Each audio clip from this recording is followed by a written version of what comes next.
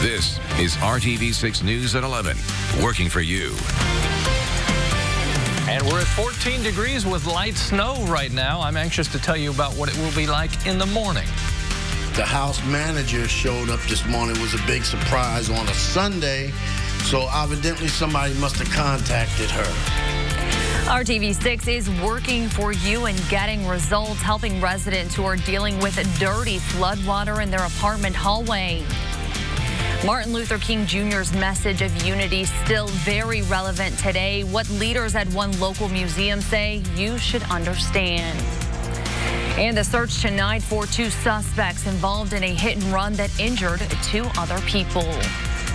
But first, here at 11 o'clock, light snow and frigid temperatures gripping central Indiana on this Sunday night.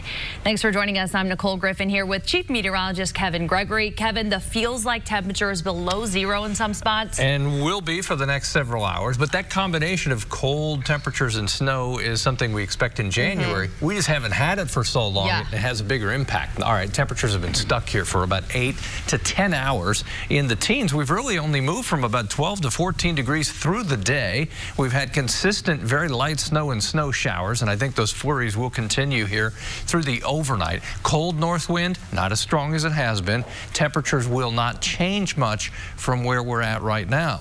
Here are the snow showers and flurries, a little heavier between Indianapolis and Greenfield. The temperature is so cold, this is very dry, fluffy snow. Won't really stick on the roadways. It'll get blown around a little bit, and you can see in most cases you're still dry and stay that way. Okay, first thing in the morning, single-digit wind chills around 5 degrees. Wind chill temperatures will be in the teens through the morning. Actual air temperatures by noon warm into the mid-20s. Afternoon high in the upper 20s. We'll talk about a sustained warming trend in my 7-day planner. All right, Kevin, thank you. Just into the RTV6 newsroom, 2 adults and 2 children were able to escape a house fire on the northwest side. It happened in the 6400 block of Watercress Way. That's near 71st Street and Zionsville Road, not far from Eagle Creek Reservoir. When Pike Township firefighters got to the house, they found fire shooting through the roof. Firefighters say 2 burst hydrants delayed them by a minute or so. They were able to eventually put the fire out. We still don't know the extent of the damage, but 2 adults and 2 children did get out of the house. Dirty water filled with debris seeping closer and closer to apartment doors on the northwest side. It's an issue we first reported last night at 11 o'clock. And after our calls, emails, and even Facebook messages, residents tonight are now 1 step closer to getting this big mess here cleaned up. It's feces, water, toilet paper, grease. People living at Hubbard Gardens apartments have been battling floodwater in their hallway for more than a week. Maintenance did come out and call a plumbing company last week, but on Saturday, the hallway was flooded again. It was coming out of the electric room. It's all over the place. It also leaked into our apartment. Since there was no emergency maintenance number to call and the office was closed, David Hodkins and his neighbor Teresa Henderson called RTV6. This was my only solution. Me and my neighbor decided, let's call somebody that might be able to get us some help. On Saturday, we called, emailed, and sent a Facebook message to the management company Millennia, based out of Ohio. Sunday morning, we received this response, saying they will let the management team at Hubbard Gardens know about the flooded hallway. The house manager showed up this morning. It was a big surprise on a Sunday, so evidently somebody must have contacted her. And then a few hours later, a plumbing and water cleanup company arrived. And basically he told me all he was going to do is get it clear and then push the water towards the drain that he cleared. While the water has drained, after talking to the house manager, Hawkins is now worried there is a bigger issue that needs resolved. She said more than likely they may have to bust up that floor. Like I said, I'm no plumber, but something's wrong underneath that because this is the second time in a week. Until then, he's glad something is being done to clean up this mess. At least they're taking an initiative, but like I said, it's probably because somebody contacted them. It was a shock for her to come out today. If you have a problem that is impacting your home and you aren't getting results, let us know. Email us at workingforyou@rtv6.com. Easing tension through art is the mission tonight for one local museum.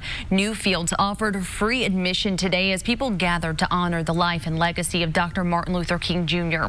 As our Troy Washington reports, today was not just about giving back to the community. It was about bringing people from all walks of life together to realize Dr. King's dream. Just making that first step. Newfields Museum is standing on faith in humanity. Their guiding inspiration is a quote by Dr. King that talks about people fear one another because they don't know one another.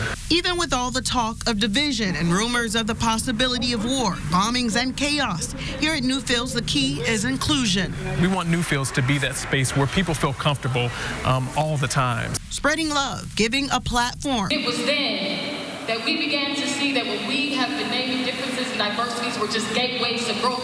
And living out Dr. Martin Luther King Jr.'s dream. March itself was basically a very dignified one and in the spirit of our usual marches.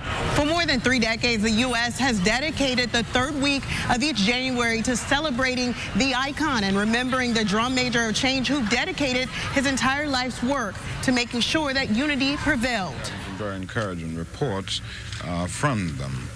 They have talked with these groups, and these groups have committed themselves to cooperation and committed themselves to following the guidelines set forth of nonviolence and what have you. Dr. King lived and died to bring change to the world through love. A message that is still echoing here at the museum. Cosmological opportunities for the advancement of our own soul, the dance of duality, the yin and the yang, the sign language of all living things. Each time a perfect stranger crosses paths with someone new, and lets love bring them closer.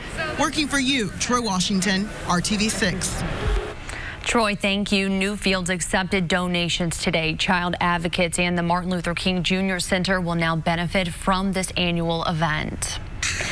A Dunkirk, Indiana woman is dead after an early morning crash. This is a picture of 19-year-old Sophie Darlene Robbins. She was killed after losing control of her SUV on County Road 200 South, just east of State Road 67 in Madison County, around 4:30 this morning.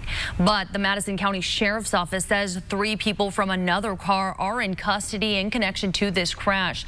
That's because investigators say they never reported the wreck. Deputies believe Robbins' SUV was either being followed or following another car with 4 people inside. Investigators say the suspects in that car told them they frequently get together late at night or early in the morning and hang out and drive recklessly to show off for one another. 2 adults and a juvenile are in custody for failure to report an accident resulting in death. 1 other person is on the run. All 4 of those people are from Anderson.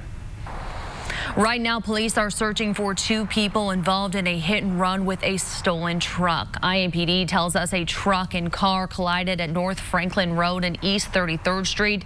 That's on the northeast side. Medics took a man and woman from the car to get medical treatment. Officers say they are stable. According to investigators, a man and woman who were inside the stolen truck took off. Police are now looking for them. Again, this all happened at East 33rd Street and North Franklin Road on the northeast side. If you have any information, contact Crime Stoppers at 317-262-TIPS. New at 11 o'clock, IMPD is investigating a shooting that seriously hurt a person on the west side tonight. Metro Police say officers found a person shot in the 4800 block of West Beecher Street.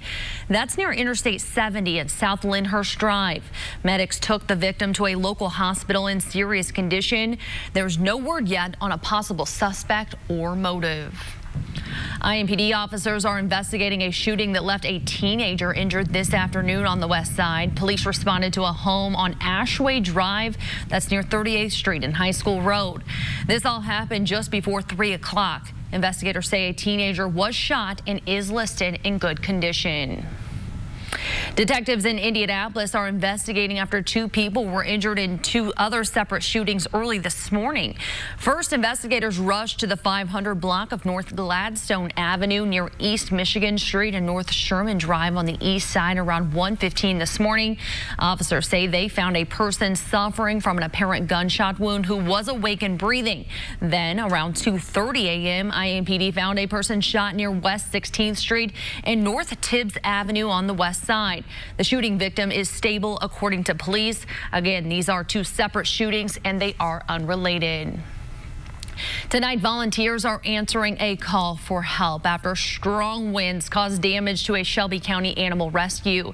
The owner of Canine Castaways Rescue in Fountaintown tells RTV6 around 2 o'clock yesterday, the wind ripped off the top of their outdoor shelter. This is an area they just built in September for the dogs. The dogs are all safe, but repairs are estimated at $1,500. Volunteers came out after learning about the news to help walk the dogs and repair the shelter area.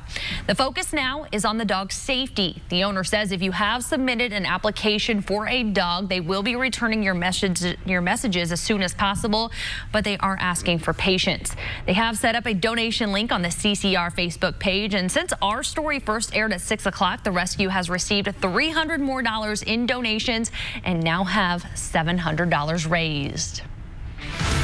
An Indiana mother in jail accused of killing her baby. The shocking details investigators are now revealing. Chaos in Hawaii. 2 police officers are dead. 2 women are unaccounted for. The suspect is presumed to be dead, and fire spread to multiple homes. The new details we're now learning. Kevin. Our coldest hours are happening right now. Temperatures will start to climb. With the warmth, though, will come our next weather system. We'll talk more about that coming up. Now that's what Hardee's calls a resolution. This is RTV6 News at 11, working for you. Tonight, an Indiana woman is in custody. She is accused of killing her baby. According to court documents, 36-year-old Ashley Rands of Plymouth, Indiana, called first responders saying she rolled over on her baby while asleep. But investigators say that isn't why the baby died. An autopsy showed both amphetamine and methamphetamine in the baby's system. The probable cause affidavit says Rands only admitted to using marijuana, and she was aware there was a possibility of transferring the drug to her child through breastfeeding. Only after the autopsy came out did she admit to being on meth 2 days before the infant's death. Rands is in custody at the Marshall County Jail. Working for you with a recall alert, the company Baby Trend is recalling 4 of its mini strollers from its Tango line. The Consumer Product Safety Commission says the strollers' hinge joints can release and collapse under pressure, which could cause the children to fall. Target and Amazon sold these strollers. Baby Trend says you should immediately stop using the strollers and contact the company for a refund or replacement. 2 police officers in Hawaii are dead, and the suspect is also believed to be dead after setting a fire that spread to many homes, sending smoke in the air that could be seen for miles. 2 women are also unaccounted for. This is all being described as a rampage. ABC's Kenneth Moten with the bizarre developments in Honolulu. Shots fired in Honolulu. Police ambushed while responding to reports of a stabbing. A shooter opening fire with what may have been an AR-15 style rifle. I'm deeply saddened to report the tragic loss of 2 of HPD's finest in a senseless and selfish act. The violent encounter triggered as the suspect was reportedly being served an eviction notice. They were doing CPR on the police officer, and then there was a loud bang, sounded like a shotgun. Then there was 5 or 6 gunshots, sounded like pistol shots. I saw the first victim who had been stabbed in the femur, the right femur, hauled out by the police, and then I then saw 2 more police bringing out a third police. Police say the suspect then stabbed his female landlord and set the home on fire. Those flames quickly spreading out of control to several other houses. Some of those homes now a total loss. The thick smoke visible for miles. The smoke just getting heavier and heavier and thicker. At this time, there are 3 persons who are unaccounted for, including the suspect.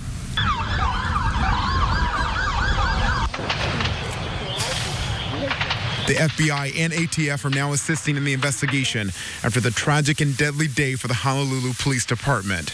Kenneth Moten, ABC News, New York.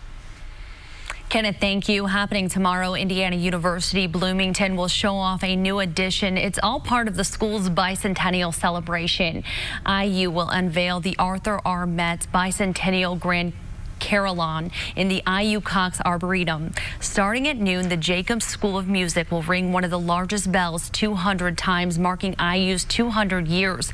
The Metz Carillon used to be on the edge of campus near 17th Street and North Jordan Avenue. The school decided to move it to the Arboretum so it would be closer to campus activities. In doing so, IU turned it into the Grand Carillon, which means it can play extra bass notes that a standard carillon can't. So the Metz Grand Carillon is the only Grand Carillon in Indiana and one of only 18 in the United States. You see her every week here on RTV6, and tomorrow you can meet actress and producer Viola Davis on the campus of Indiana University Bloomington. Davis is known for her starring role in the ABC drama How to Get Away with Murder and for her role in the film The Help. Tomorrow she will deliver a keynote lecture in the IU auditorium recognizing the university's bicentennial and Martin Luther King Jr. Day. In celebration of Dr. Martin Luther King Jr. Day tomorrow, there will be free admission to the Children's Museum of Indianapolis. There will be special performances and activities honoring Dr. King's life and the impact of the civil rights movement on the United States. The museum will be open from 10 in the morning until 5 in the evening. And the Indianapolis Zoo will have free admission tomorrow for anyone who brings a non-perishable food item. That food will go to Gleaner's Food Bank. The zoo will be open from 9 a.m. until 4 in the afternoon. And we do have a complete list of events going on around Central Indiana for Martin Luther King Jr. Day. That information is up right now on the IndyChannel.com and the RTV6 News app. All right, this was my game plan to help all my coworkers tonight. It's a fluffy snow, so I thought I would just blow it off the windshield of the cars, but then you can see it came right back in my face. Well, thank you, Kevin. And so there was too cold a proposition to go from car to car to car. Plus, I would be out of breath at this point during the show. But that's one of the cool things about temperatures so cold like this. The snow is fluffy, not much moisture in there, and you can just stomp your foot and it'll blow out from around it. The record low temperature tomorrow morning, 22 below. We won't be anywhere close to that. We can get cold in Indiana. 14 is our temperature tomorrow morning. Not much different than it is now. Pretty steady. We make some progress, as you can see what happens as we get to Tuesday and Wednesday, back into the lower 20s. Now let's talk about high temperatures. Over the next 3 days, we'll get to the freezing mark, very close to it, as we get to Tuesday up and over on Wednesday. Then the warmest temperatures will arrive on the Thursday when we're solidly back in the 40s. It's a combination of wind and temperature right now. That wind out of the west-northwest at about 10 miles per hour. That is calming down and won't be as strong during the day tomorrow, generally 5 to 10 miles per hour, but we can still talk about the combination of temperature and wind chill. It's been below zero at times to the north and west. Lafayette 12 degrees. It's 14 in Peru. Both have wind chill values right at 0. That's why you want to dress in layers again first thing in the morning. Temperatures tomorrow with a little bit of sunshine. That's our goal. See some sunshine. I think we'll poke a few holes in the cloud cover. The wind not as strong. Temperatures in the upper 20s. There's the wind out of the north through the day, generally 5 to 10. Notice those are the gusts, and so it won't be as strong. Temperatures 35 would be our average high this time of the year. Obviously, we'll fall short of that. Tuesday, a little more consistent sunshine. Temperatures in the low 30s. If we don't make it to the freezing mark, we'll have a good shot on Wednesday and Thursday for sure. Temperatures Tuesday with that mixture of clouds and sunshine in the low 30s, in some cases to the south a little warmer. End of the week. The next weather system to think about here is on Friday and into Saturday. Right now, it looks like we're on the mild side of the forecast for temperatures, which means mainly a rain event. But as we get into Saturday, some cold air will catch that, may change it over to some snow. We'll keep our eye on this because, of course, we're talking about this on Sunday night for basically the start of next weekend. As you start your work week, it will be dry and cold. 28 for the high. Temperatures make progress. If you look at the big picture, 4 out of the next 7 days will be at 40 or above. I hope that was my car you were cleaning off. I'm not sure. You're not sure? You tell me your license plate when we go to the... I'm parked way back there. All right. Thank you, Kevin. Well, the Pacers starting a 5-game road trip playing one of the West's top teams, the Denver Nuggets. Indiana has been hot recently. This game came down to the wire. We'll show you if the Pacers could get their 5th win in a row coming up next. To Monday only at Ashley Home Store. The Indiana Pacers started a 5-game road trip tonight. The blue and gold went into Denver riding a 4-game winning streak. And this game ended not too long ago. The Pacers are now winners of 5 straight games, beating the Denver Nuggets 115 to 107. Doug McDermott led Indiana with 24 points off the bench. Domantas Sabonis, Malcolm Brogdon, and TJ Warren all scored 22 points. Sabonis also had 15 rebounds and 10 assists to notch a triple-double to help the Pacers to victory. Indiana heads to Salt Lake City to play the Utah Jazz tomorrow night. A trip to the Super Bowl on the line in the NFC and AFC Conference Championship games. We begin in San Francisco, where the 49ers and the Green Bay Packers renewed their rivalry, and it was all Niners. In fact, a former Purdue Boilermaker helped propel San Francisco to the Super Bowl. Running back Raheem Mostert scored 4 touchdowns and rushed for 220 yards, and the 49ers beat the Packers 37-20.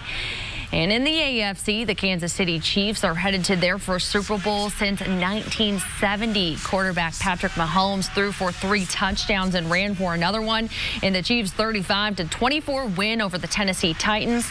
So the Chiefs and 49ers will face each other in the Super Bowl. The game is set for February 2nd in Miami. The Queen of England announces a deal that will allow Prince Harry and his wife Meghan Markle to step away from their royal responsibilities. ABC's Lama Hassan with the new details coming in on this Sunday night. Queen Elizabeth seen heading to church in Sandringham on Sunday after yesterday's astonishingly personal statement announcing a deal had been reached with the Duke and Duchess of Sussex. I mean, this is seismic change for Harry and Meghan and for the royal family. Prince Harry and his wife Meghan stepping back from all royal duties. The decision that I have made for my wife and I to step back is not one I made lightly. And I know I haven't always gotten it right, but as far as this goes, there really was no other option.